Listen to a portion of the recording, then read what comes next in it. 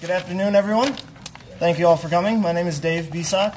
I'm a senior student at Paul Smith College, and I hope everybody's ready for a fun-filled and informative forum on Lyme disease.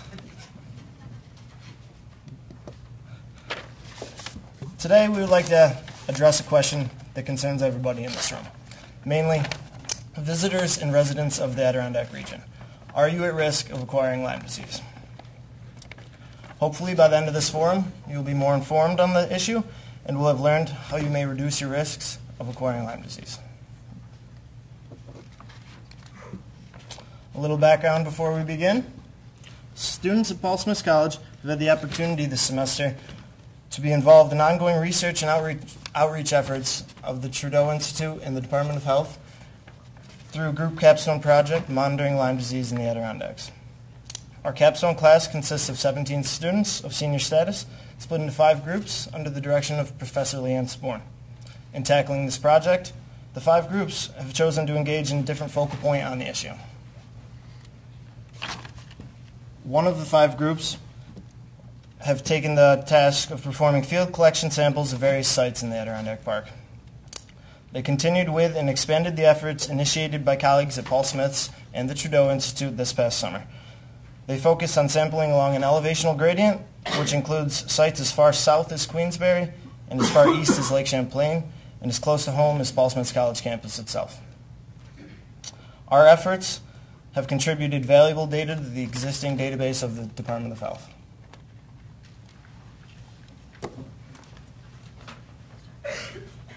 So students at Paul Smith have the opportunity to develop and learn skills in GIS mapping. These skills allow students to take data such as elevation, land cover types, and put them on a map in visual form. Now, one group used their skills in order to create a multi-layered map that can be used to display the expanding range of Lyme disease, and it will allow for complex analysis as more information from the study comes forward.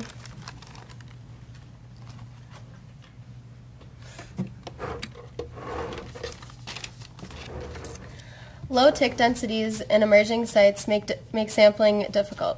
Since ticks feed on deer during hunting season, hunters have had the opportunity to help us with tick collection from these areas.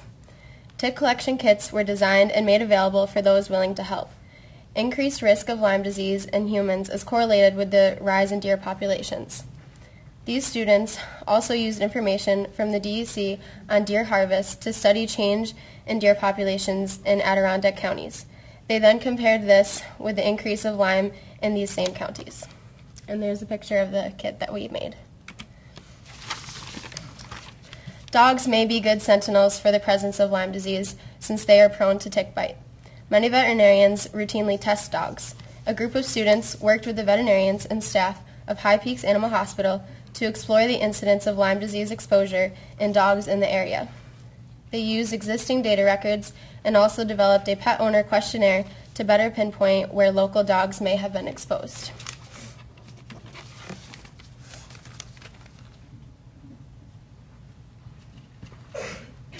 Our group was responsible for organizing this event, and we have worked hard in collaboration with the Wild Center staff to bring professionals here to talk with you. We have created a Protect Yourself from Ticks fashion show, which will be featured during the commercial break. After the presentations, we hope that you will take time to engage in our interactive activities that we have prepared.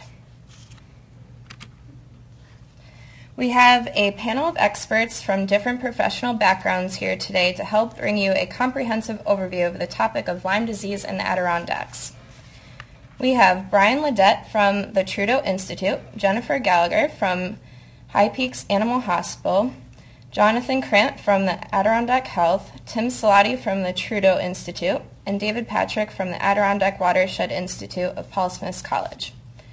We have 3 speakers, a brief commercial break brought to you by our sponsor, Carpe Insectae, following by our 2 remaining speakers.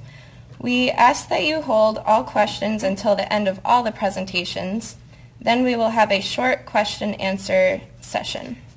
Without further ado, we are very pleased to introduce our first presenter, Dr. Brian Ledette, a biologist from the Trudeau Institute.